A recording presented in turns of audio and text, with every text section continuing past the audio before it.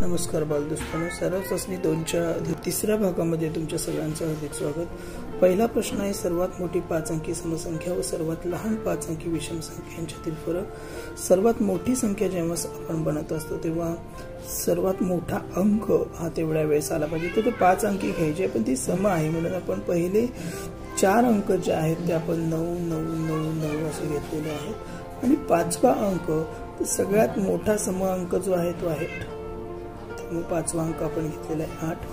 आता सर्वात लहान 5 अंकी संख्या विषम संख्या आपल्याला तयार करायची आहे, त्यामुळे आपल्याला सगळ्यात पहिल्यांदा सर्वात ऍक्च्युअली 0 आहे, पण 5 अंकी करताना आपल्याला पहिल्यांदा 1 लिहावं लागेल आणि इतर 4 अंक आपण 3 अंक हे 0 घेतलेले आहेत, कारण आपल्याला विषम संख्या वगळायची आहे आणि म्हणून सर्वात लहान जो विषम अंक आहे तो 1च आहे।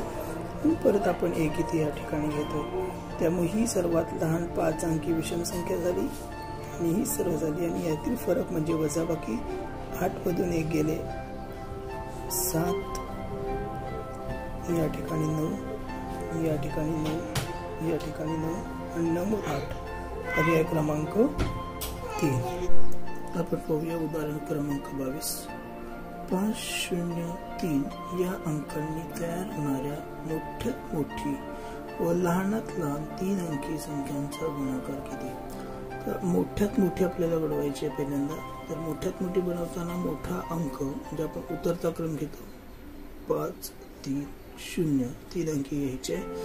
लहानात लहान 3 अंकी संख्या, लहानात लहान घेताना सर्वात लहान अंक 0 आहे, त्यामुळे तो घेत नाही आपण, तर त्याच्या अगोदर दुसरा जो छोटा अंक आहे तो 3, नंतर 0, नंतर 5। अशा पद्धतीने या संख्या तयार झालेल्या 530 आणि 305। 530 आणि 305 यांचा आपल्याला गुणाकार करायचा आहे। इथे लक्षात घ्या 0 गुणिले 5 0 येणार, त्यामुळे इथे 0 आहे, इथे 0 आहे, इथे 0 आहे, पर्याय क्रमांक 1 हा कट झाला। आता आपण पटकन गुणाकार कशा पद्धतीने करूया बघूया। मी थोडस त्याला बदल करतो, 305 गुणिले 53 करतो, कारण हा 0 आपण देणार आहोत। 3 5 15, हातचा 1, 3 0 0 अधिक 1 1 3 3 9। तर 5 ने आपण गुणणार आहोत, 5 5 25, हातचे आले इथे 2 आता आले, 5 0 0 अधिक 2 2, 5 3 15, 5 1 आणि 5 6, 9 अधिक 2 11, हातचा 1, 5 आणि 1 6, 16 16 किंवा 16165 दिसतात आणि हा आपल्याला 0 द्यायचा होता, तो देऊया, म्हणजे 1,61,650, 1,61,650 आपल्याला इथे दिसतात पर्याय क्रमांक 3 मध्ये। प्रश्न क्रमांक 23। एका संख्येला 41 ने गुणल्यास गुणाकार 20,623 येतो, तर ती संख्या कोणती। गुणाकार हा 20,623 आहे, याचा अर्थ 41 बरोबर जो गुणाकार दिलेला आहे तो आपण पहिल्यांदा एकक बघूया। 3 1 3, त्यामुळे एककाला 3 आहेत म्हणजे असू शकतो 0 गुणिले 1 0 होतील, पण इथे 0 आहे त्यामुळे पर्याय क्रमांक 2 असणार नाही। बाकी सगळीकडे एककाला 3 आहेत म्हणजे असू शकतात, परंतु 41 गुणिले 51 हा जर आपण गुणाकार केला तर ते समजा आपण 40 गुणिले 50 करूया, म्हणजे घेतले जे पूर्ण संख्या आहेत, पूर्ण दशक संख्या, त्यांचा जर गुणाकार केला तर 5 चौक 20 आणि हे 2 0 म्हणजे 2000च्या आसपास येते, त्यामुळं ही संख्या असू शकत नाही, कारण हा गुणाकार आहे 20,623, ही असू शकत नाही। त्यामुळे आता 503 की 513 इथे आपण येऊन अडकूया, आपण गुणाकार आता करून बघूया। 503 गुणिले 41, आता हा गुणाकार आपल्याला करता येईल। 3 1 3 1 0 0 1 5 1 5, 4 ने दशकाने बनतो 4 3 12, हातचा 1 4 0 0 आणि 1 4 5 20. बहुतेक आपलं उत्तर आपल्या समोर दिसतंय 20,623. त्यामुळे पर्याय क्रमांक 3 हेच उत्तर याचं असणार आहे. आपण ही पर्यायी कट पद्धतीने गेलो. आपण थेट याला 41 ने भागलं असतं तरी सुद्धा उत्तर मिळालं असतं, परंतु 41 ने भागण्यासाठी आपल्याला 41चा पाढा तयार करावा लागला असता. थोडा वेळ आपला जास्त गेला असता म्हणून आपण या पद्धतीने गेलोय. आपण पाढे कशी पटकन बनवायची याची ट्रिक किंवा गुणाकाराची आणखीन एखादी ट्रिक या संदर्भात एखादा स्पेशल व्हिडिओ घेणार आहोत. कारण गुणाकाराची सुद्धा एक वेगळी पद्धत आहे, परंतु ती आता जर इथे पण घेतली तर हा व्हिडिओ आपल्याला लांब झालेला दिसेल म्हणून ते टाळतो. उदाहरण क्रमांक 24 आहे. जर a बरोबर 4 b बरोबर 3 तर 7a अधिक 4b म्हणजे किती? 7a म्हणजे a ची 7 पट. 7a याचा अर्थ होतो a ची 7 पट. तर a ची 7 पट a आहे 4. 4 ची 7 पट जर आपण केली तर 4 गुणिले 7 आणि b ची चौपट आहे ते, मग अधिक b आहे 3. 3 ची चौपट. 7 ची 4 पट आली 7 चौक 28 आणि 3 ची चौपट आली 12. 28 अधिक 12 झाले 40. इथे 40 उत्तर कुठल्या पर्यायामध्ये सांगितलेलं आहे हे आपण बघूया. a ची 10 पट. a आहे 4. 4 ची 10 पट 4 10 40 म्हणजेच पर्याय क्रमांक 1 येणार आहे. बघा इथे 10 a आहेत. 10 a म्हणजेच 10 गुणिले 4 बरोबर 40. त्यामुळे पर्याय क्रमांक 1. उदाहरण क्रमांक 25 हे पदावल्यांच्या संदर्भात दिसतोय. पदावल्यांचा एक नियम आहे की नाही? तो आहे कंस पहिल्यांदा, नंतर कंस, नंतर भागाकार, गुणाकार, बेरीज, वजाबाकी या पद्धतीने. पण त्यात सुद्धा नियम असा आहे की कंस असेल तर कंस पहिल्यांदा आणि भागाकार, गुणाकार, बेरीज, वजाबाकी चारही क्रिया असतील तर भागाकार गुणाकारांपैकी जी क्रिया पहिली आली असेल ती क्रिया. त्यामुळे इथे भागाकार आणि गुणाकार आहेत. पहिली क्रिया आलेली आहे भागाकाराची, त्यामुळे आपण ही क्रिया पहिल्यांदा करणार आहोत. तर ही जर क्रिया आपण पहिल्यांदा केली तर 12 अधिक 12 भागिले 3 होतात 4, कारण 3 चौक 12. पुढे मग काय येते गुणिले 8 वजा 5.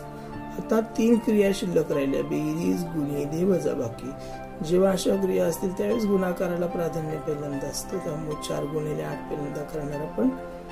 12 अधिक 8 चौक 32 वजा 5.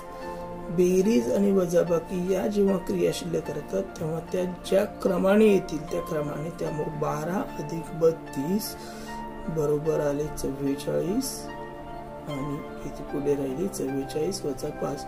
44 मधून 5 गेले तर 39. पर्याय क्रमांक 3.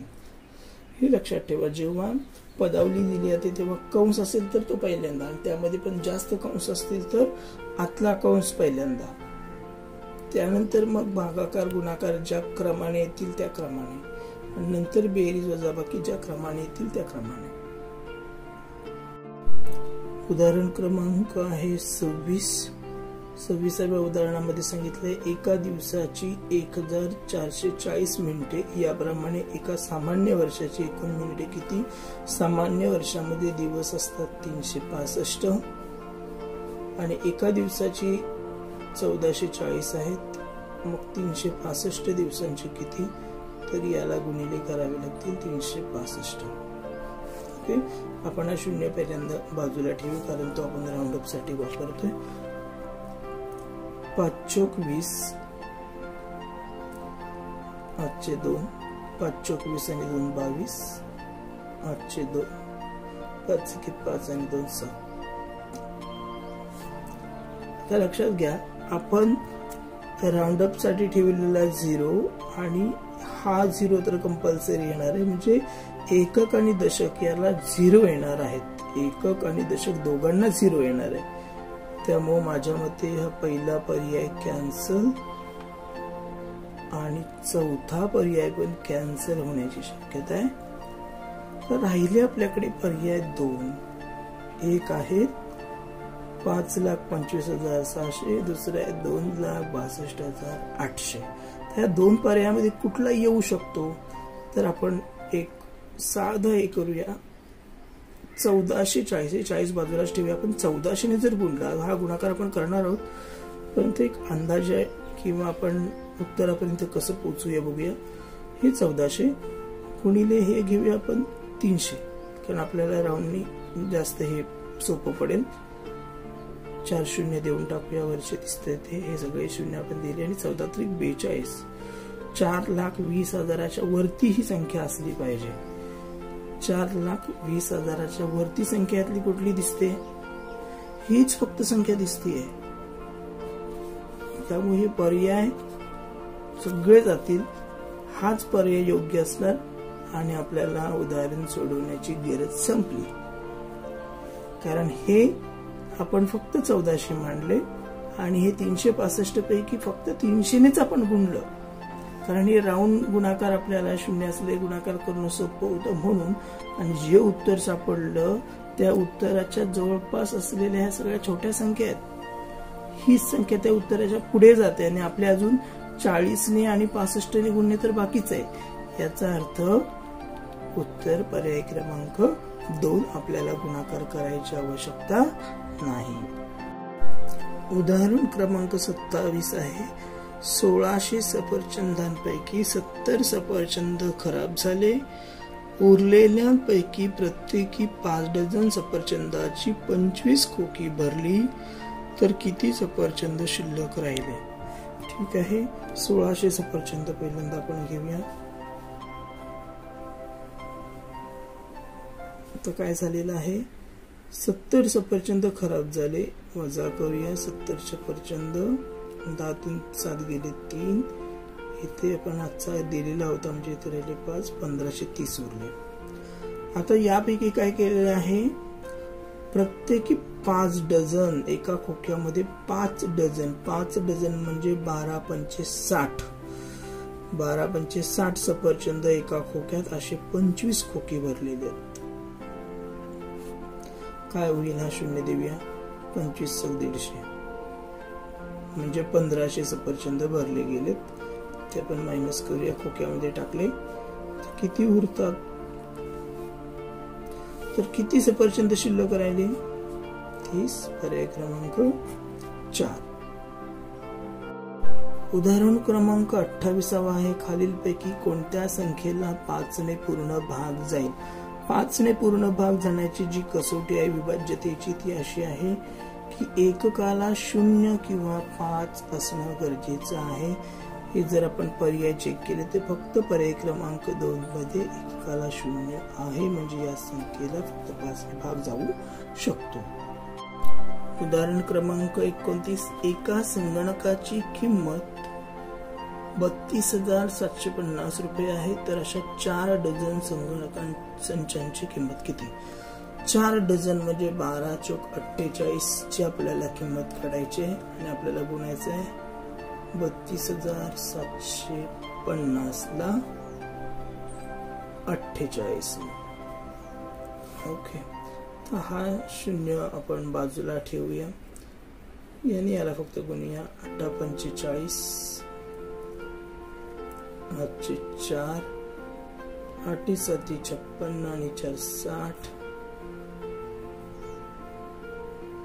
6, 8 2 16 आणि 6 22, 8 2, 8 3 24 आणि 2 26. ओके, आता इथे सुद्धा एक शून्य आपला येणार आहे आणि हा शून्य, म्हणजे कमीत कमी 2 शून्य तर येणारच आहेत. तर एक शून्य आहे, हा कॅन्सलच होणार आहे. बघूया आपण पुढचं सोडून बघूया. 4 ने गुणताना 4 पंचे 20, 8 2, 4 7 28 अधिक 2 30 0 3 4 2 8 आणि 3 11चा 1 चा 1 4 त्रिक 12 आणि 1 13. आपला हा काढून ठेवलेला शून्य आपण देऊन टाकूया. 3 शून्य या तिन्ही पर्यायांमध्ये 3 शून्य आहेत. 2 इथे 1 आहे, इथे 5 आहे, इथे 2 आहेत. पर्याय क्रमांक 1च असला पाहिजे. खात्री करूया आपण. 5 6 आणि 1 7 3 आणि 2 5. बघा पर्याय क्रमांक 1 म्हणजे इथपर्यंत जरी आपण सोडवलं तरी सुद्धा याच्या उत्तरापर्यंत आपण जाऊ शकतो. त्यामुळे पुढचे जो वेळ आहे ना तो आपण वेळ वाचू शकतो. म्हणून आपण जेव्हा ही उत्तर काढत असतो तेव्हा आपलं लक्ष पर्यायांकडे सुद्धा असलं पाहिजे. प्रत्येक स्टेपमध्ये आपलं लक्ष सहज पर्यायांकडे गेलं पाहिजे, जेणेकरून आपल्याला काही वेळेस उदाहरण न सोडवता आपण त्या उत्तरापर्यंत पोहोचू शकतो. प्रश्न क्रमांक 30 आहे.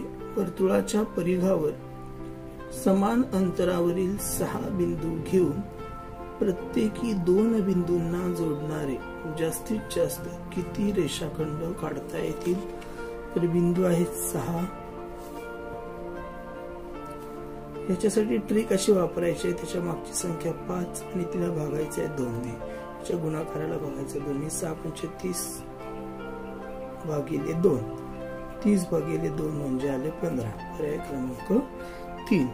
परंतु एक खरं की खोटं यासाठी तुम्हाला जर खात्री करायची असेल तर आपण एक खात्री करून बघूया. मी पटकन तुम्हाला दाखवतो. साधारणतः ही वर्तुळाची आकृती 1 2 3 4 5 आणि 6 असे बिंदू घेतलेत. बघूया आपण या बिंदूने सुरुवात करूया.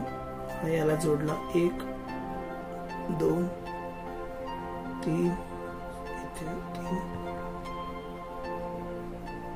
4 5. या बिंदूने आपण 5 घेतले. तर या बिंदूने इथे जोडलेला आहे. सॉरी हा बिंदू आपण घेतला. हा बिंदू हा या बिंदूने याला जोडले. याला जोडूया 1 2 3 4. हा इथे जोडलाय त्यामुळे तो घेणार नाही आपण. 4 आले. आता पुढचा बिंदू हा घेऊया.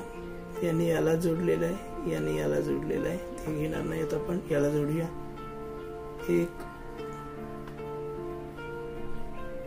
2 3. इथे जोडलेले 3. आता आपण हा बिंदू कंप्लीट केला. या बिंदूनी याला जोडलेला आहे, याला आहे, याला आहे, याला जोडलेला नाही. त्यामुळे हा 1 हा 2 हा बिंदू सुद्धा झाला. आता हा बिंदू या बिंदूनी याला जोडलंय, याला जोडलेला आहे, याला जोडलेला आहे, याला जोडलेला आहे, याला जोडलेलं नाही आहे. हा वर्तुळाच्या परिघाचा आहे. त्यामुळे हा 1 आहे ना. किती होते बेरीज बघूया रेषाखंडाची. 5 अधिक 4 9 9 अधिक 3 12 13 14 आणि 15. हे झाले. आपण खात्री केली फक्त. ऍक्च्युअल जर आपल्याला हे नियम माहिती असेल, सूत्र माहिती असेल तर याची गरज पडत नाही, हे लक्षात घ्या. पण तुम्हाला असा सुद्धा प्रश्न विचारला जातो. या रेषाखंडात असे भाग केलेले असतील आणि विचारलं जाईल की यामध्ये किती एकूण रेषाखंड होतील. तर 1 2 3 4 5 या सगळ्यांची बेरीज. 5 आणि 4 9 आणि 3 12 13 14 15. इथे सुद्धा 15. तर हे काही ट्रिक आहेत ते आपल्याला लक्षात ठेवाव्या लागतील.